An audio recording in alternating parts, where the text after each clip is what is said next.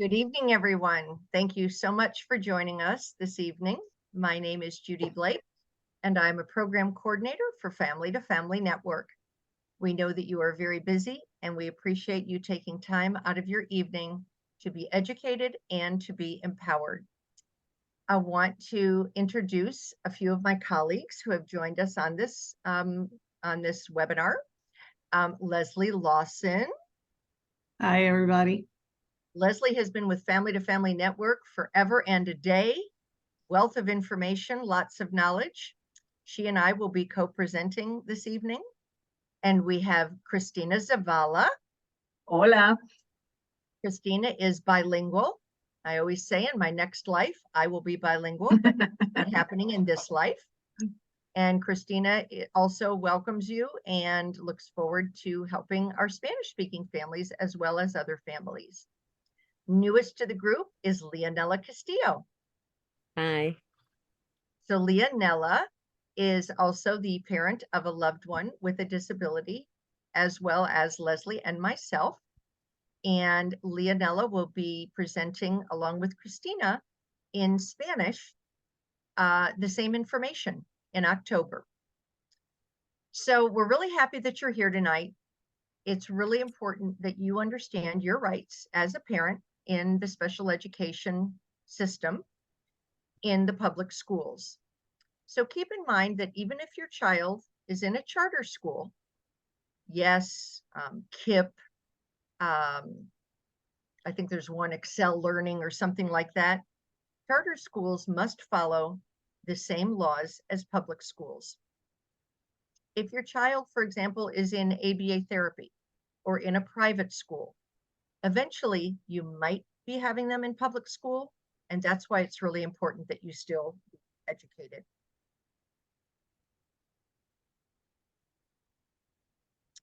So, a few housekeeping notes. This is a really, really safe place. No question is silly. No question is stupid. If you don't feel comfortable asking questions at the end or writing them in the chat box, what you can do is just private message myself or Leslie, Christina, or Leonella, and we'll ask the question anonymously on your behalf. But please, this is really a good place to ask any question you've always wanted to ask. Trust me, we have asked the same questions, and a lot of times you don't know what you don't know, and that's why you're here tonight. We realize it's a lot of information. We don't expect anybody to be experts. We had this same class at 12 o'clock today, and there was a question that I thought I knew the answer to. And Leslie said, I'm not sure about that. She checked with someone, she checked with someone else, and they have to even research it. So no one can have all the answers. We don't expect you to. We just want you to know where to find those answers and to understand what your rights are. Again, if you feel uncomfortable asking, just private message one of us and we'll be happy to ask it on your behalf. If for some reason you get knocked off, I was on a Zoom call the other day and all of a sudden the power went out and I was no longer on the call. If that happens, if you have to step away, no problem. If you get kicked off, just log back in and we'll let you back in. Just make sure that you're muted. We hope to finish in about an hour, but it's possible we might go over by a few minutes. So just bear with us. There will be a survey link in the chat box. Please, please, please, please make sure that you complete the survey. This is a grant-funded program, and without feedback and input when we file our reports, it's really important that we have that feedback so they know that we are making a difference. You will be sent the slides in a couple of days, but I need to make sure that we have enough enough surveys completed in order to send out the slides. So by now, you've probably figured out that so many abbreviations, it's enough to make you crazy. Just when you think you understood all of the abbreviations, but wait, there's more. So the first abbreviation is ECI, and that stands for Early Childhood Intervention. So if you have a child that's between birth to 3 years old, chances are they are in the ECI program if they have a disability. Now, it's possible that you chose not to be in the ECI program. Maybe you recently moved to Texas and your child will maybe be 3 in a couple of months. So it really wasn't going to be helpful to have them in the ECI program. Maybe you didn't even know about it, but that's what it stands for. And that's when you are being provided services in your home for children birth to 3 years old, if you qualify. So I am the single parent of an adult son with autism and other co-occurring disabilities. He's 28 years old. So back when he turned 3, he went into a program called Preschool Program for Children with Disabilities. Well, now, of course, because they had to change it, they had to make something more complicated, I guess. Now it is called Early Childhood Special Education, ECSE. So if you're on this call and your loved one is between 3 and 5, you are able to uh, potentially be enrolled for the early childhood special education program, and that would be at your home zoned school. Everything that we talk about tonight, this isn't family to family network law, this isn't Texas law, this isn't something that Judy, Leslie, Leonella, and Christina came up with. This is based on IDEA. That's federal law, and it stands for the Individuals with Disabilities Education Act. And what this does is it makes sure that schools are serving the educational needs of students who have disabilities. Plain and simple, that's what it is. We know that schools are really overwhelmed. This is a really challenging time. They were challenged before, then came Harvey, then came COVID, then we had the winter freeze, and teachers are overwhelmed. And we understand that, and I respect that. And we always encourage parents to work collaboratively with schools. But when a teacher says, or if a school district says, well, we're sorry, we don't have the staff for that. Well, that's unfortunate, and I feel for the school, but they have to find a way. Because if the ARD committee decided that your child or loved one needed a specific service, the school has to provide that. Saying that, we don't have enough staff, that really is not an answer. Something that we need to make sure gets addressed. So another acronym, another abbreviation, ARD, that stands for Admission Review Dismissal. So if you're not from Texas, chances are you called them IEP meetings, Individualized Education Plan, but in Texas, we call them ARD meetings, ARD. The two are pretty much interchangeable, but it's important that you use the word ARD because that's what the school is going to contact you is about attending ARD meetings. IEP, Individualized Education Plan. My plan would be different than Leslie's plan for her son, which would have been different for Leonella's plan for her son. So keep in mind that individualized does mean individualized. It's not as though you're going to have the same IEP for each child. So a lot of times parents might write to us or call us and say, gosh, my son, my daughter, they have really challenging behaviors. Some people call them tantrums, some people call them meltdowns. Some people might just say they're really aggressive, they have outbursts. And when you have a child that has that, something is triggering that behavior. So what we're going to be talking about later in the presentation is functional behavioral assessment, an FBA. And this is something that parents would request the school perform. And it's to find out, it's done by a licensed person. and either a BCBA, which is a board certified behavior analyst, or it can be done by the school psychologist, who's also licensed. And they would perform that functional behavioral assessment. And then once they gather that information, they would create what we call a behavior intervention plan, a BIP. And the reason that we have that is to really support the teacher, support the child, support the paraprofessional, maybe the speech therapist, maybe the occupational therapist in the school. But the reason that we have these assessments is to make sure that your loved one is being supported in school. To the person who signed on for the, I think it was either an iPad or an iPhone, if you could make sure that we have your name so we can register you, so I make sure to send you the slides. So the purpose of IDEA, and we touched on this a little bit before, but it's really important that you realize that your child is entitled to what we call a free and appropriate public education. The term for that is called FAPE, F-A-P-E.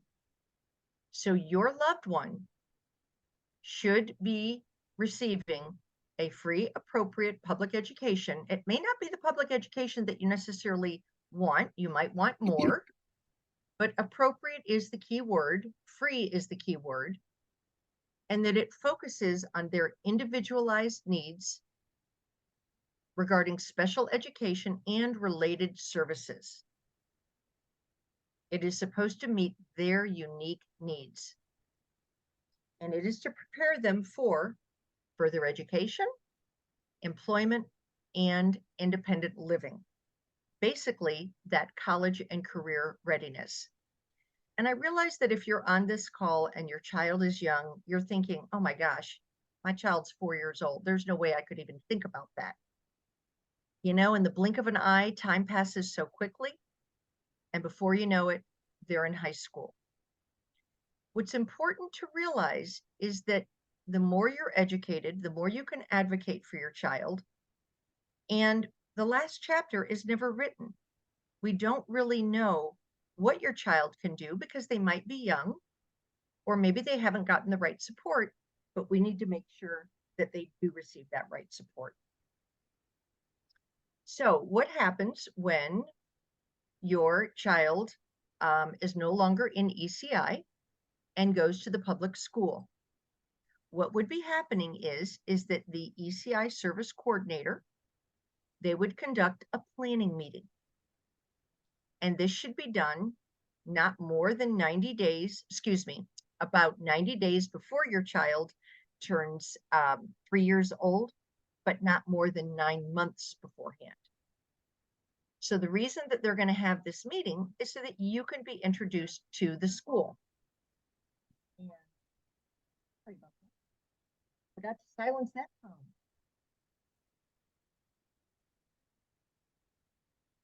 So what you want to do is make sure that if your child is going to be 3 within the next few months, reach out to your ECI coordinator. I realize their caseload may be heavy, but you want to make sure that you begin the process so that your child is enrolled in public school when they turn 3 years old. So the parent, the child's therapist, if you want them to, the ECI service coordinator, and someone from the public school will be meeting at the school. If you want to have Zoom, that's fine too. But what you want to do is make sure that you are meeting and that you are understanding what next steps are to get your child enrolled.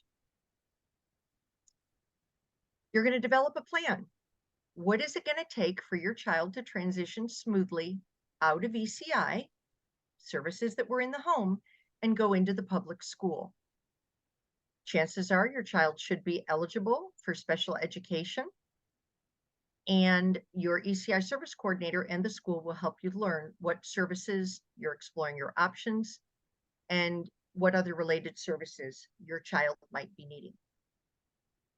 They must refer your child to the local school district with your consent. So you're going to hear Leslie and myself talking a lot about consent. It's so important that you realize that everything that happens in special education You, as the parent, must consent to it. If you don't want something to happen, it's not going to happen. What's important is that you keep the lines of communication open, that you work with the people at the school, that you communicate with them, but just know that you have the right to disagree and you have the right to decline something. This is great information here on Navigate Life Texas, one of our all-time favorite websites. And you will be sent this slide deck probably within a couple of days, and you can access that website. So the timeline is really important. Again, when I mentioned about IDEA, the school just doesn't decide what they want to do when they want to do it. They have to adhere to a timeline. So if the school receives notice from your ECI provider or service coordinator, they must evaluate the child within 45 days of receiving that notice. I've had parents say, I think they were notified, 6 months ago. Well, why the child hasn't been evaluated, I don't know, but something fell through the cracks. Make sure that everything you do is in writing. I'm going to be repeating this over and over again because I know it's sometimes great if you already have a relationship with your child's school. Maybe your other child is there. Maybe it's a neighborhood school. Maybe you volunteer there. Maybe you work there. But it's most important to make sure that everything that you do and say is in writing. It's so easy to forget what you were told and who you were told by. So this way you have a paper trail.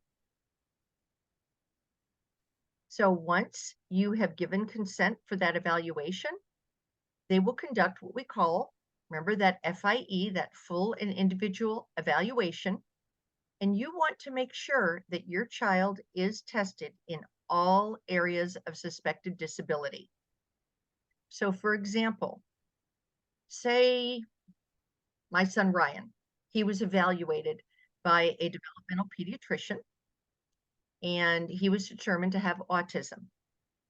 The school will consider that, and I certainly gave them the report, but they're still going to evaluate your child themselves. So you want to make sure he is tested in all areas, including it could be speech, it could be autism, it could be behavioral, it could be social skills, anything that you are concerned about, you want them to test in it. And once they complete that full and individual evaluation, they're going to have that ARD meeting that we talked about, and they're going to discuss those results. That meeting must be held within 30 days of when that evaluation was completed. So if your child is transitioning from ECI to public school, and they qualify for special education, the school must make sure that your child starts preschool in the public school on their 3rd birthday. And when we say on their 3rd birthday, that's exactly what we mean. It doesn't mean 3 years and 4 months because the school wasn't ready or they didn't have a teacher or what have you. 3 means 3.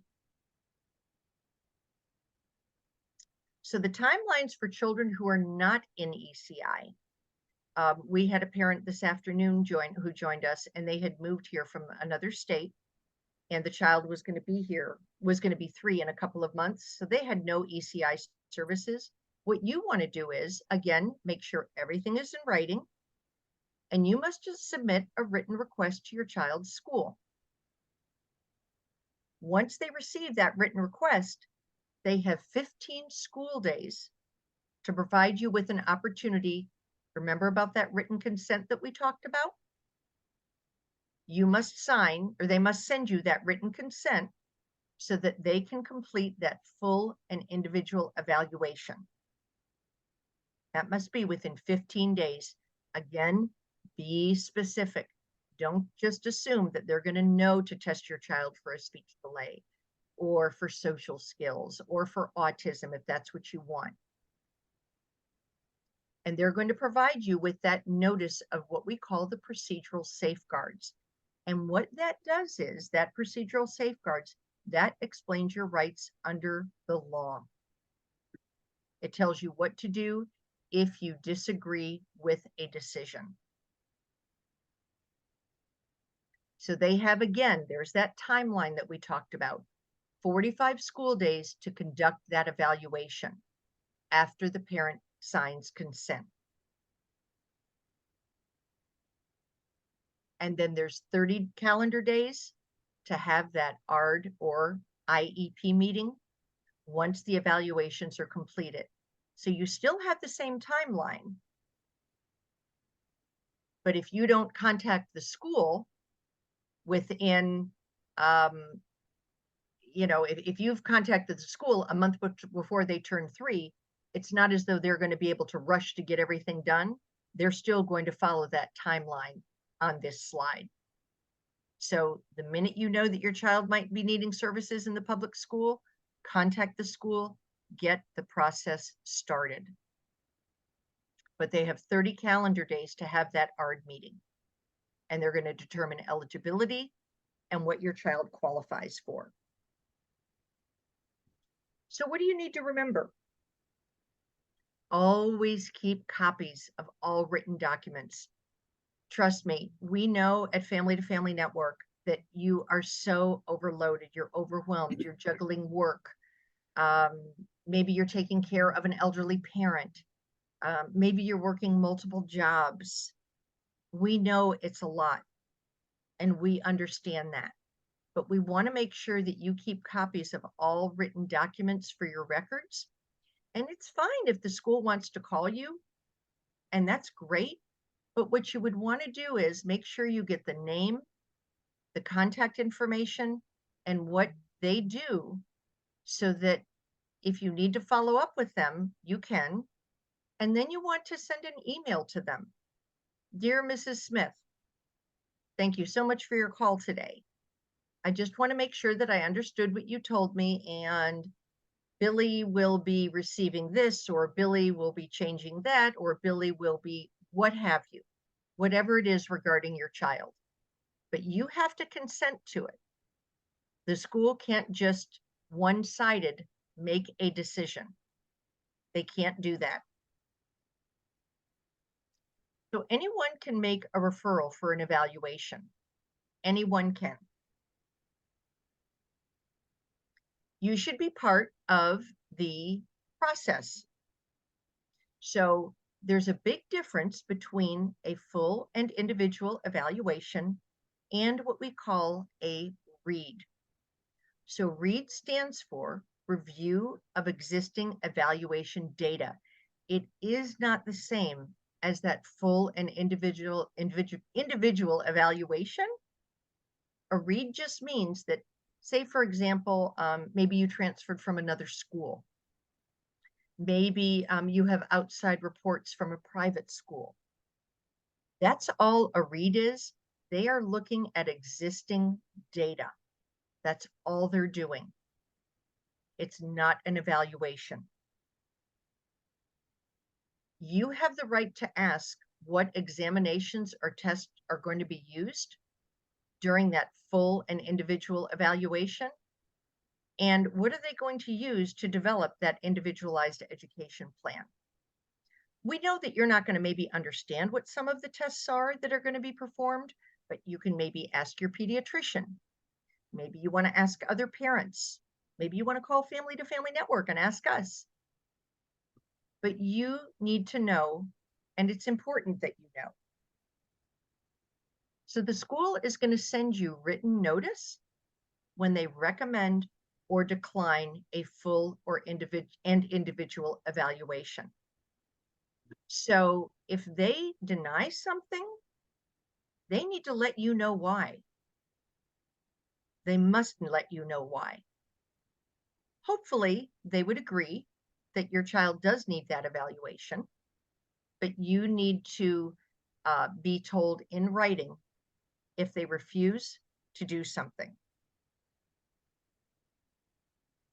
And before completing any evaluation, They must have your written consent.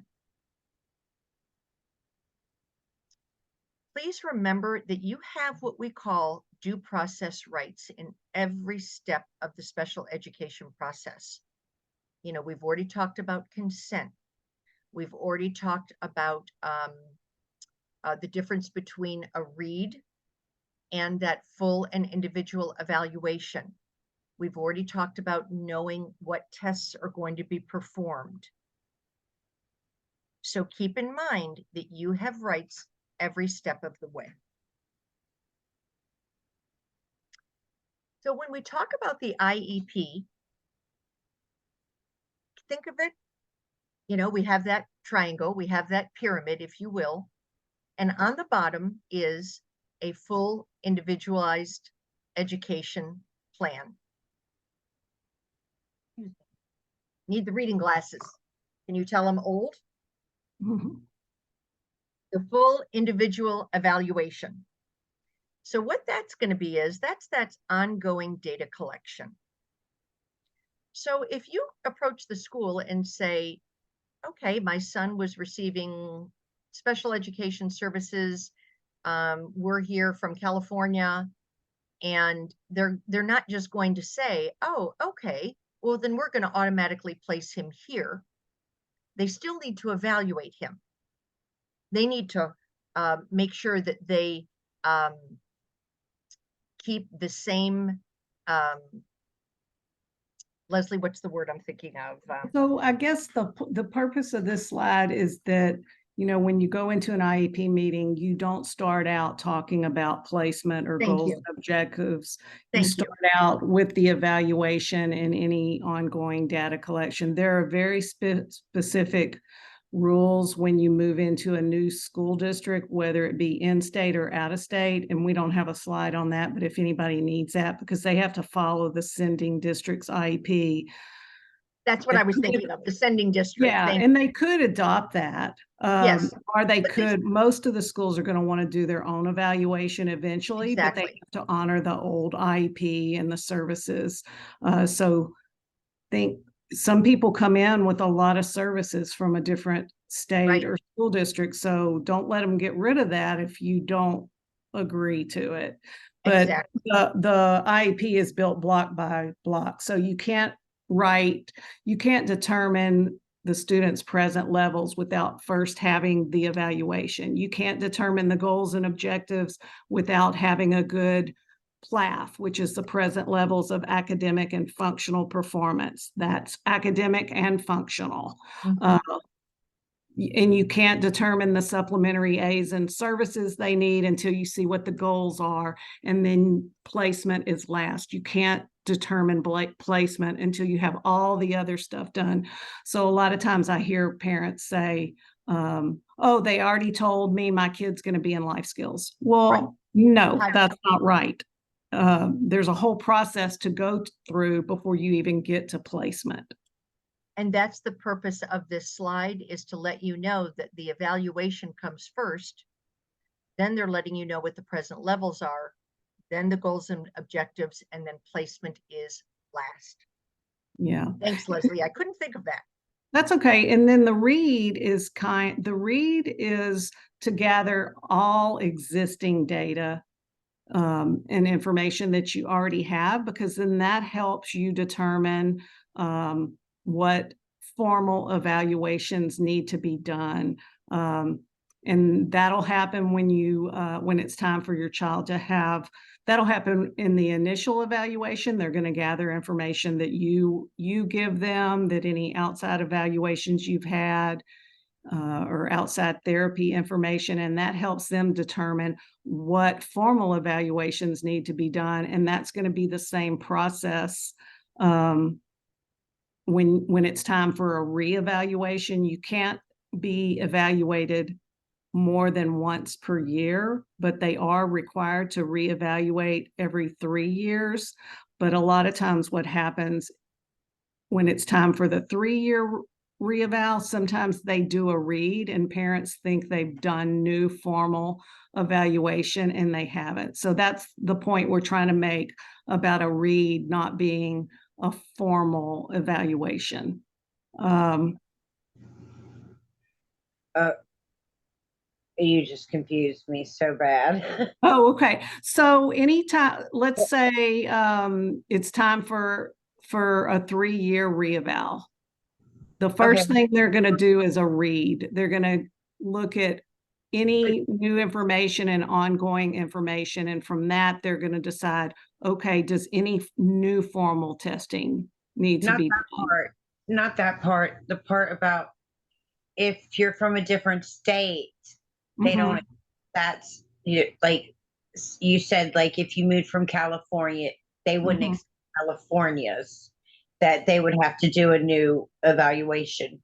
So when you first move from another state, they have to provide what's called comparable services to what's in the current IEP from California or wherever you're from. Uh-huh. But it is their right to decide to do their own evaluation. But you can't have more than one in a year, correct? Well, if you're moving from out of state, they could go ahead and do one. But Okay.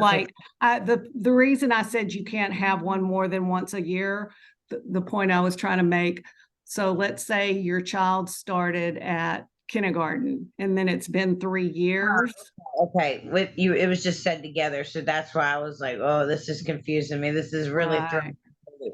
I Well, I moved. want to make sure parents know that if there's lack of progress or a lot of progress, you don't have to wait for the 3-year reeval. You could request one, but not more than once per year. Is that better?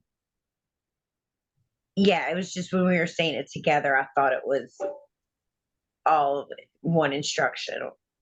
Okay. Yeah, and if you need the specific wording for the law for when you're transferring from a different school district or from out of state, I'm going to give everybody my email and you can email me and I'll give you the exact wording of that. Okay, Sorry, we thank didn't mean to confuse you there. Yeah, sorry about that. you. No problem.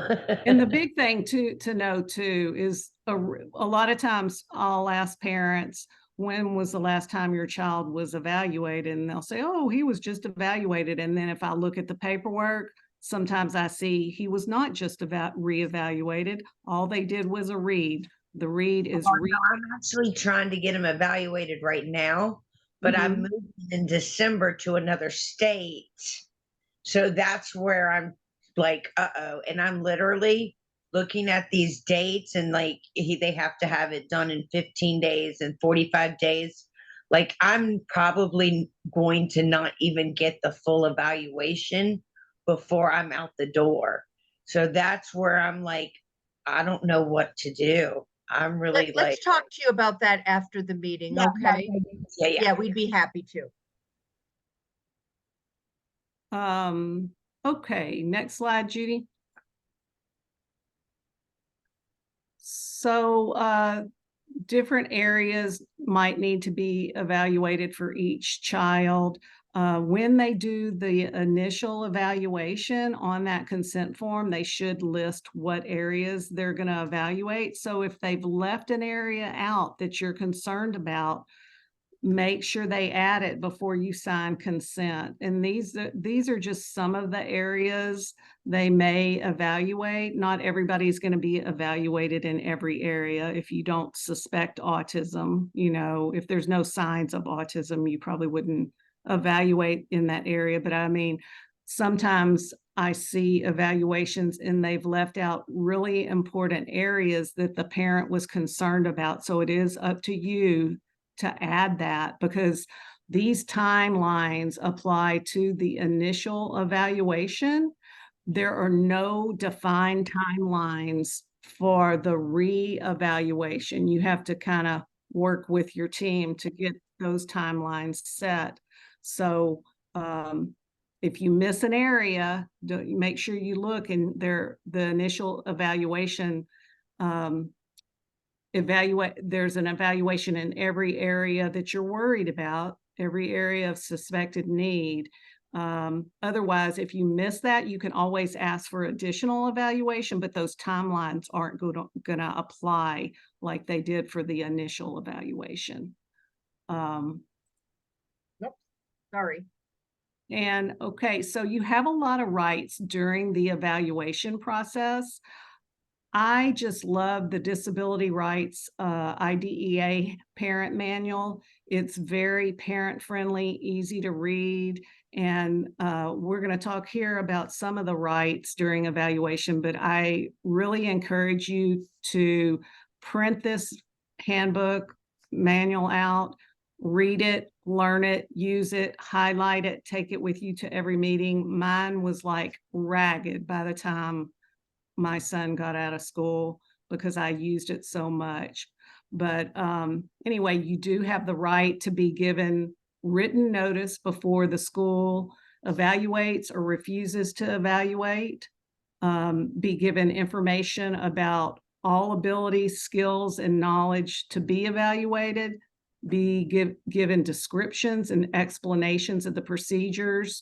And like Judy said earlier, a lot of that may not mean anything to you, but I think it's important that you kind of have an idea. One example is when my son was being evaluated initially, he was nonverbal, and they used a nonverbal assessment. I mean, they used a verbal assessment on my son who was nonverbal. So it really wasn't appropriate, and I wish I would have caught that before hand. So it's good to know what evaluation tools they're going to use. You can look them up online and just make sure they're appropriate for your child. You definitely want to get a copy of all evaluation reports ahead of time before the meeting so you can understand them. Some schools will have a informal meeting with you to explain the results before you go to the meeting, but I wouldn't, when you go into that IEP meeting, you are the most important member of the ARD committee. So you want to have all the information they have so you can be an equal member of that committee. And you do have rights to have all the evaluations considered at the meeting, including outside evaluations that you get from that maybe you paid for out of pocket or through your insurance by people that don't work for the school. They don't have to necessarily follow those, but they do have to consider them, and they would be very important if you went to mediation or had to file a complaint or due process.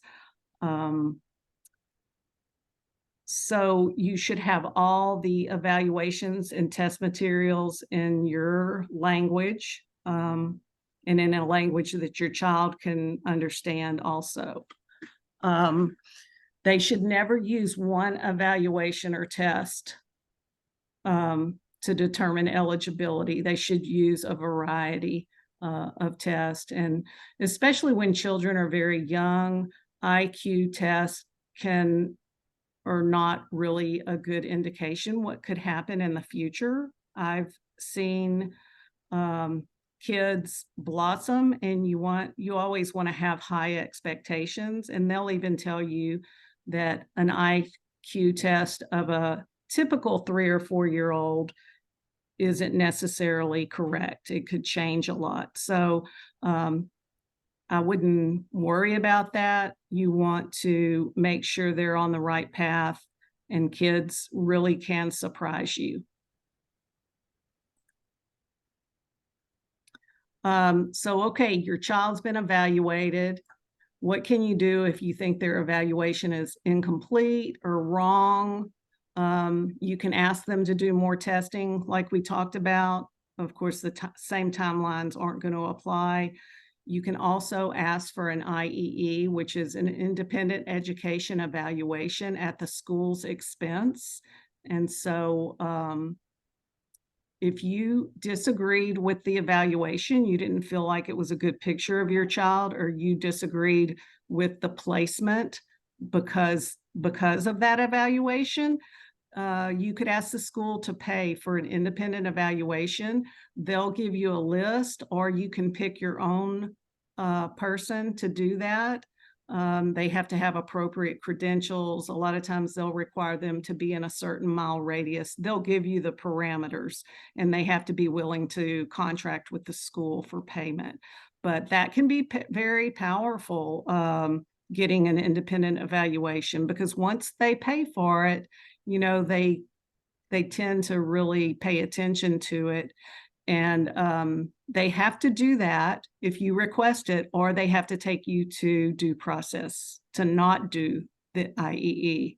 So it's a lot cheaper for them to go ahead and do the IEE and pay for that than it would be to take you to due process to prove that their evaluation is correct. Of course, you have to always put your request in writing. Another reason I love that IDEA handbook is because they have sample letters in there for almost anything you need to communicate with the school.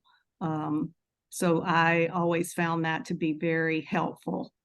And then again, you can ask them where to get the IEE, or you can ask other people. You can call different organizations like Family to Family, or the Arc of Greater Houston, or Disability Rights Texas, and pick your own person, as long as they have the appropriate credentials. And then I kind of already covered the last bullet there. I You start want me to talking take and over? You want to finish, Leslie? I already covered that one. Oh, okay. Yes, you want to make sure that all required members are at the ARD meeting, and that's on page 31 in the IDEA manual. So it's really important, like if your child's going to spend time in regular ed, you want the regular ed teacher to be part of the ARD meeting.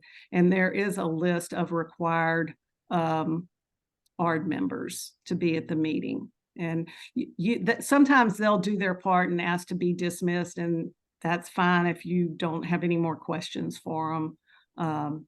But yeah. Sorry, Judy, I think I covered all the bullets. Oh, okay. Yeah, no, that's You can great. pop them up though and let everybody have a look at them. Sure. So with the ARD meeting, one of the things that I do want to mention, because Houston is so diverse in cultures and ethnicities, if you need an interpreter, just let the school know, but they need to provide that to you. Make sure that you get those evaluation reports, all those present levels, the draft IEP goals.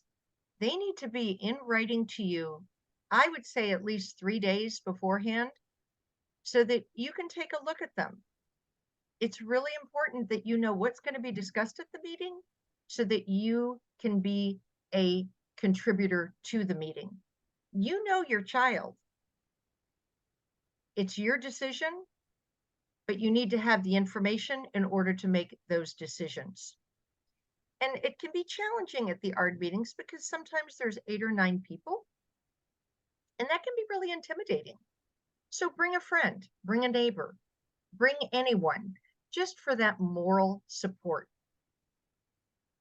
But you want to make sure that you understand what's being discussed so that you are consenting or agreeing to the information and there aren't any surprises.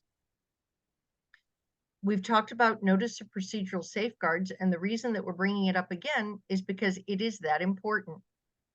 The school just can't arbitrarily, they just can't on their own decide to do something without letting you know about it, having it in writing, and letting you know why.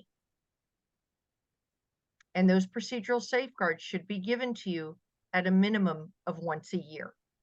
But we've also listed the link for it as well if you wanted to review it.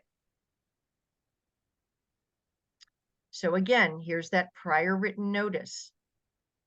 I can't tell you the number of times that, we get phone calls where either something is in the minutes of the IEP meeting and it doesn't happen, or something's changed, or the parent didn't even know that there was a change. And again, we know that the schools are very overwhelmed. I can respect that.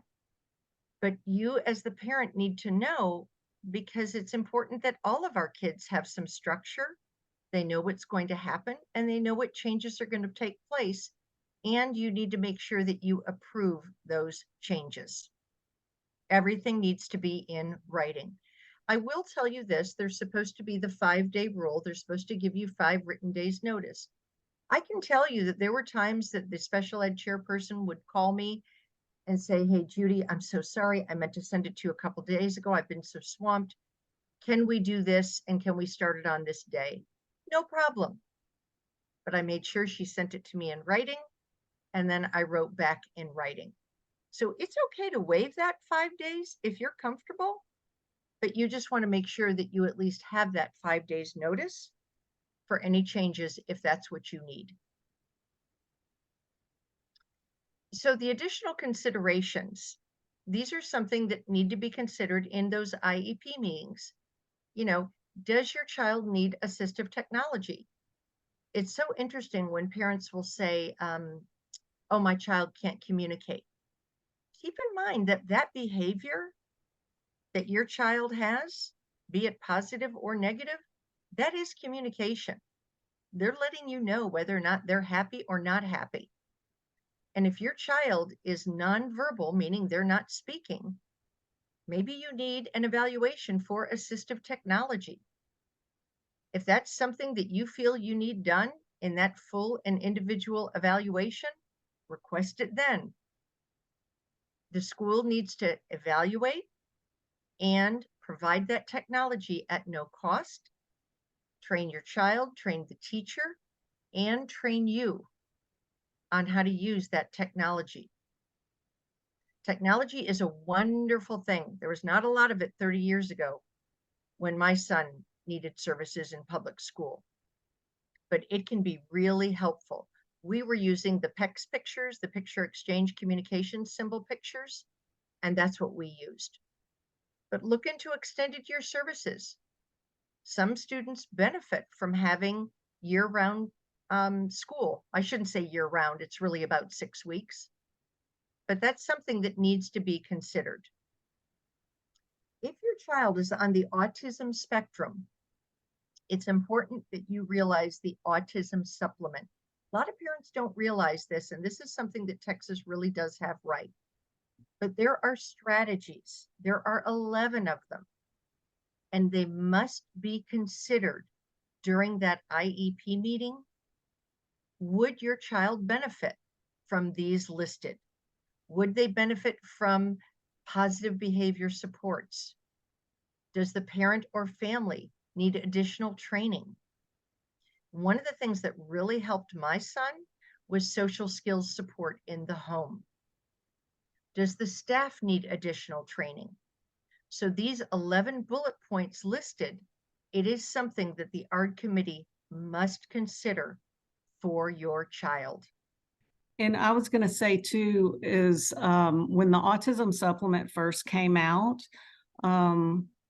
they had professionals train the school districts on the autism supplement, and the professionals that did the training said that they could think of very few students on the autism spectrum that wouldn't need most of these extra supports, and that they should be very specific to each child. So they shouldn't be plopping cookie cutter information in there.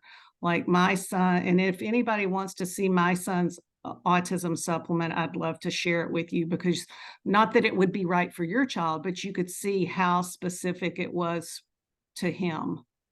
And it gives you an idea. And it's Yeah. all about sharing information, because the more educated you are, the more empowered you are, and then you'll feel confident in the meetings. So Leslie, I'm going to have you do the next few slides because I think I have a dog that needs to go outside. Okay. Okay. I'm just going to list this here. There you Yeah, go. there you Oop, go. oop, Okay. hold on. Let me go So back. I realize now that the other slide, you had switched slides, and I thought I had already done it. Oh, I'm so Thanks sorry. for filling If you in. want to talk about that, and then here's this one. Yeah.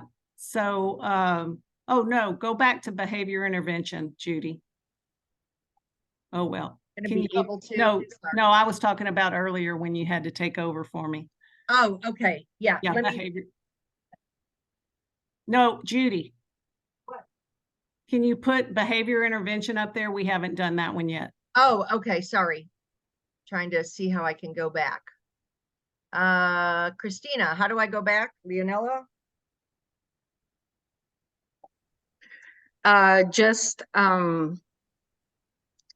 wait, down here. yeah. I mean, it's easy. Let me see. Just go. Yeah. Yikes, hold on.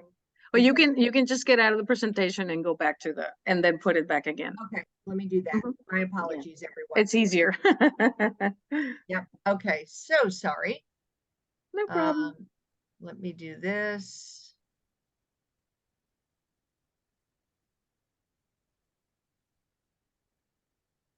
I'm trying to get out of it. Okay, there we go. Mm-hmm. Let me start sharing again.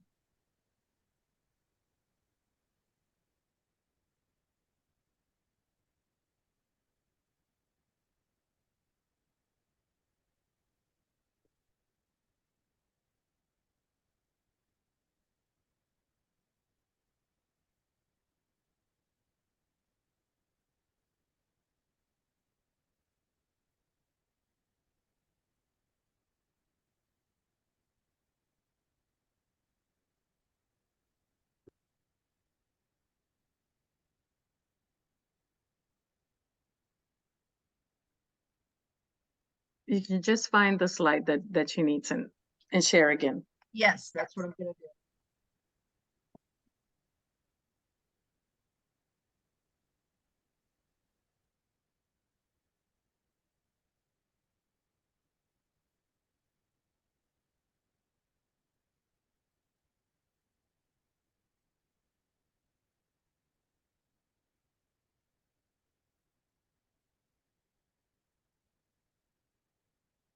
There you go.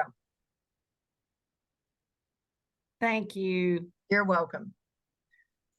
Okay, so behavior intervention, a functional behavioral assessment. So if your child has behaviors that are interfering with learning, you want to ask for a formal functional behavioral assessment to be done by a qualified licensed school psychologist or the BCBA, so that the teachers and staff and you that are working with your child can be trained on how to implement the child's behavior intervention plan.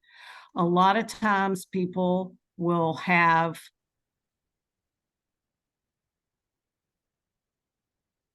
Hey, Judy. I know I lost it again. Oh, Just that's keep okay. going. I have it on my other screen. Yeah, So go ahead. I'll go ahead. Sorry about So- that. Okay. So a lot of times parents will say, well, we have a functional behavioral assessment, but a lot of times it's done by the teachers, but teachers aren't really provided a lot of training in behavior. And so if you have a informal one done by the teacher and she developed a behavior intervention plan and it's not working, I would definitely ask for a formal one. And another reason to ask for a formal one is if you don't agree with it, you can ask for an IEE for that piece. And then you get somebody from the outside to be able to come into the school, observe your child and how the teachers and everybody are interacting and what's going on. And so they get a whole different perspective. So you definitely want to have a good functional behavioral assessment done and a good behavior intervention plan done. And you want to make sure whoever does it does some training so everybody's on the same page, everybody's responding to the behavior in the same way. Make sure teachers or yourself are not inadvertently rewarding bad behaviors. I mean, I didn't know a lot about behavior, and when our BCBA said, oh, Leslie, you're rewarding his behavior by doing that. A good example, when my son was in PPCD, he didn't like drawing or writing, and he'd have a meltdown and fall on the floor when he was presented with any type of work like that. and the teacher was a great teacher, and she loved my child, and she did what she thought was best. She would put him in timeout. Well, my kid loved timeout because he got out of doing the work. He got to go sit over there and do nothing. And when the behavior specialist came in and observed that, she's like, "Oh, no, no, no, this is what we need to do." And, it's just people not knowing and not having the training. So that could be a very important thing. And it's really important that the person doing the FBA and the BIP have a strong background in behavior. So, Something um, else I want to mention about behaviors is that if your child is having the behaviors at school and not at home, or the reverse, something is inconsistent. And it's you need to address those behaviors when they're young, because what happens is our kids get older, they get stronger, and what didn't seem to be a problem when they're 5 years old, now they're 10 years old and they're really strong. So if you're concerned about behaviors, make sure you get in writing to have that functional behavior assessment completed by a qualified person. yeah, thanks, Judy. Now I finally can get the slides to work right. All right, great. So for least restrictive environment, it's great when our kids who have disabilities can learn with their peers. And you want to make sure that they're learning from kids that do not have disabilities. Last time I checked, there was not an HEB, there was not a movie theater, there was not a McDonald's that only had kids with disabilities. They should be integrated in the schools, in the community to the extent possible, so that when the art committee is discussing placement, if your child can be in general education with the right support, that's great. If for some reason they might need to be, my son was in co-teach classes in high school, and I'm not even sure that they have them anymore, but maybe he needed a smaller class setting for some subjects, that's okay. But the goal is to have our kids with their peers, learning with everyone else, with the right support, with those supplementary aids and services, possibly a paraprofessional, but not to be excluded. So a few notes to remember is that early childhood special education, it's not a place. Special education is a service. And it's challenging when parents are told, oh, we're going to put that child in SPED. It's not a place.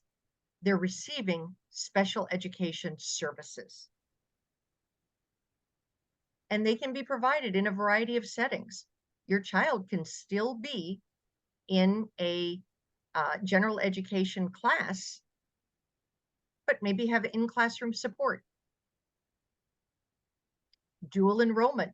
My son did that for a number of years. He went to a private preschool in the morning, had lunch in the car, and then he went to the public school for the preschool program in the afternoon at our local school. Just know that that is possible. And in my opinion, my son got the best of both worlds. If you are in a Head Start program and on this call, just remember that 10% of the student population has children with disabilities. So they are automatically integrated into that general education setting. The Head Start programs do not have segregated classes. So if your child is in that pre-kindergarten, that 3 to 5 year age range, your public school might have a preschool program for typically developing kids. And if they do, great. Let's see if your loved one can be in that class, possibly with support, maybe not with support, maybe just accommodations. Maybe they need to sit in the front of the class. But just know that to the extent possible, we want that least restrictive environment. And when it comes to preschool, that they could possibly be learning right along with their peers. A segregated placement on a specific campus, if for some reason your child does need that, it may or may not be your home school. You know, these days schools, again, they're very overwhelmed. So maybe it's a school that might be 10 minutes away, maybe 20 minutes away. The school district should still provide that transportation if that's the school that the ARD committee decides that they send the child to, because maybe there isn't an appropriate program for your child at the zoned school, but they would still be providing that transportation. So we want to end on really high notes, and it's so important to have those high expectations. No child ever rises to low expectations. The last chapter is not written. Your child is young, they have so much growing to do, so much learning to do. And you, as parents and caregivers, you are an important part of that decision-making process. Make sure that you understand the curriculum, be it pre-K, be it elementary school. I'll never forget that show, Are You Smarter Than a Fifth Grader? No, I am not smarter than a fifth grader. That curriculum is hard. And I'm college educated, and it was really hard for me. But get as familiar as you can with the curriculum. Children with disabilities, they may need accommodations or modifications, and that's okay. Preschoolers, and all of our kids, they benefit from that language-rich classroom, and we want to promote that speech and early reading. Preschool programs and all elementary school programs, we want them to teach those developmental skills through play.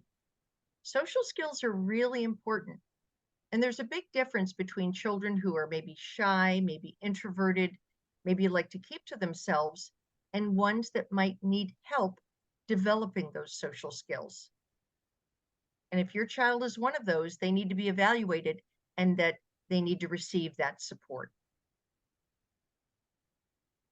Transportation, we talked about those related services, and that's something as well that should be discussed in that IEP meeting. Leslie, I'm going to have you take over. Okay, so I just want you to know that you're the most important member of the ARD committee. At the end of every meeting, you have to sign your name and check either agree or disagree. So you have a lot of rights. If you don't understand something or you don't agree with something, you may want to check disagree, and that's okay.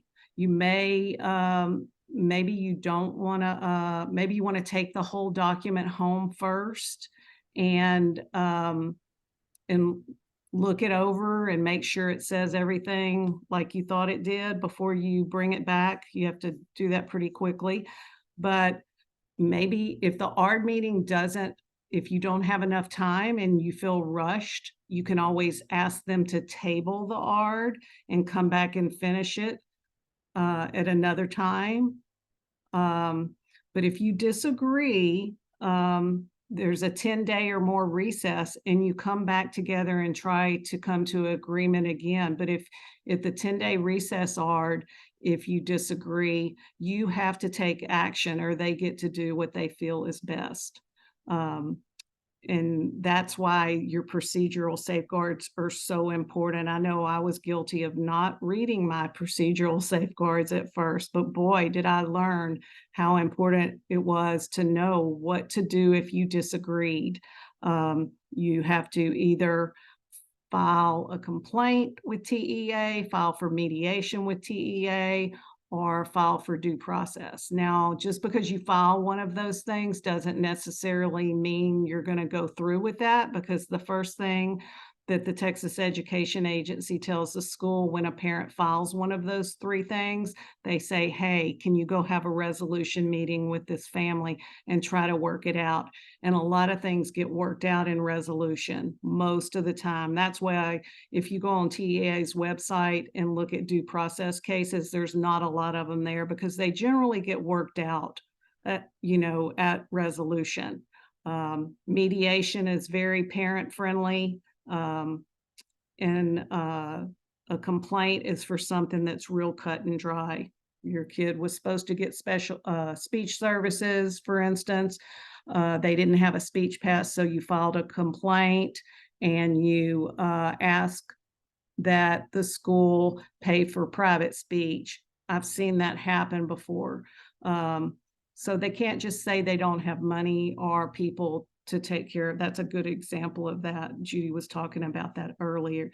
So that IEP is a legal document that the school has to follow. So just like you wouldn't go to a bank and agree to a loan without knowing the terms of the loan, you want to take it serious and make sure you understand what you're agreeing to and that you agree with it. So I can't stress enough how helpful the IDEA parent manual is in learning your rights and having it with you. I think you're treated as an equal member if you bring that with you.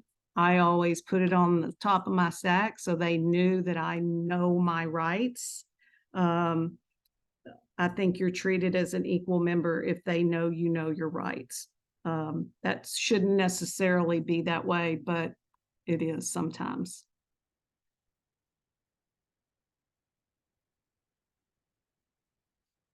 I put the survey in once. I'm going to put it in Yeah, again. and I apologize. I think the slides got moved around when I went back to start sharing again, so my apologies. The high expectations was supposed to be, I believe, the last slide. So we now have the survey, and we really need you to complete the survey. This is a grant-funded program, and in order to be receiving grant funding again and to apply and hopefully be accepted for more grant funding, we need your feedback. We hope that this information was helpful. It takes only a couple of minutes. There's the QR code, and there's also the link that I think Leslie said she typed in the chat box. And if y'all could type it again. So please make sure that you complete the survey. I will be sending out the slides in a couple of days, but I'm going to keep bugging y'all and I'm keep sending emails to make sure that everyone has completed the survey. Hey, Judy, there's a question about Spanish speaking parents attending the ARD. Do they get, you definitely want to ask for an interpreter at the ARD if you need one. But the question is about whether or not the school is required to provide the ARD paperwork in Spanish. Yes. Yes, I they are. believe they are, Yes. what, I mean, in whatever language, that's needed. Yes, and I remember getting an IEP, and it was half English, half Spanish. Well, how is the parent supposed to understand? So yes, everything should be in your native language. Yeah, and another question was about the timelines, but the timelines we had on the slide are correct. Some timelines are school days and some timelines are calendar days. And so we were very specific to put that in the slide. So I received a private message. A couple of people I know had joined late or they got knocked off and then had to come back on. So no problem for that. Yes, this meeting is recorded and I'm happy to send you the link. If you could please email me, judy@familytofamilynetwork.org, and I'll be happy to send you the recording link. And I'll also be sending the slide deck. We just want to make sure that we want to give it a couple days to make sure that everyone completes the survey. Yeah, So and somebody asked about the lady that asked earlier about moving from California. Please email me so I can give you the exact information. And yes, the IDEA manual on that one slide, the second link was for the Spanish version. So that does come in Spanish.